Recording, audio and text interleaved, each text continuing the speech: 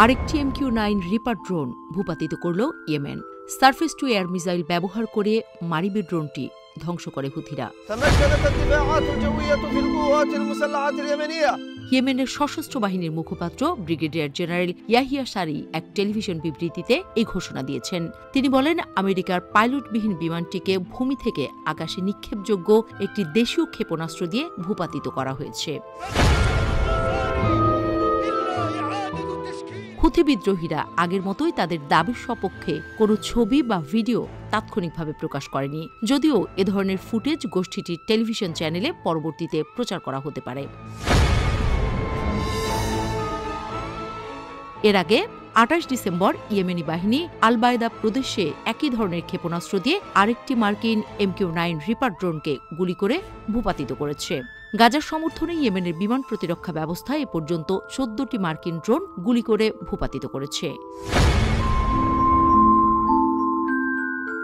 হুথিরা অভিযোগ করেছে, MQ-9 ড্রোনটি মারিবের আকাশে শত্রুতামূলক অভিযান চালাচ্ছিল।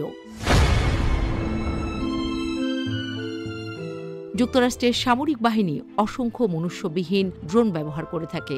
এর মধ্যে MQ-9 রিপার বহুল ব্যবহৃত।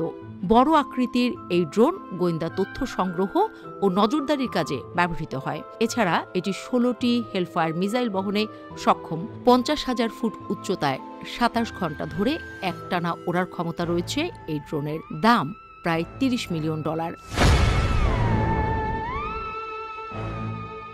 ২০২৩ সালের ৭ অক্টোবর ইহুদিবাদী ইসরায়েল আমেরিকার সমর্থন নিয়ে গাজায় আগ্রাসন শুরু করার পর ইয়েমেন ফিলিস্তিনিদের পাশে দাঁড়িয়েছে। ইয়েমেনের হুথি বিদ্রোহীরা ইসরায়েল, মার্কিন যুক্তরাষ্ট্র ও যুক্তরাজ্য সংশ্লিষ্ট জাহাজগুলোকে লক্ষ্যবস্তু করেছে, যাতে গাজায় তেল আবিবের গণহত্যামূলক যুদ্ধ বন্ধ করতে বাধ্য করা যায়। ইয়েমেনের হামলার কারণে দক্ষিণ ইলাত বন্দর কার্যত বন্ধ হয়ে গেছে, যা ইসরায়েলিদের জন্য একটি বড় অর্থনৈতিক বিপর্যয় সৃষ্টি করেছে।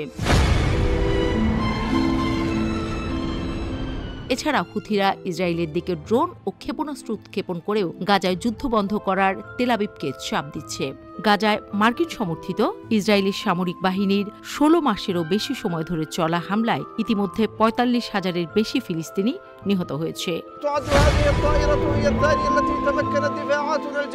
হুথি গোষ্ঠীর মুখপাত্র ব্রিগেডিয়ার জেনারেল ইয়াহিয়া সারি বলেছেন, তাদের যোদ্ধারা নিপীড়িত ফিলিস্তিনি জনগণের বিজয় এবং প্রিয় ইয়েমেনের প্রতিরক্ষায় তাদের জিহাদি দায়িত্ব পালন চালিয়ে যাবে।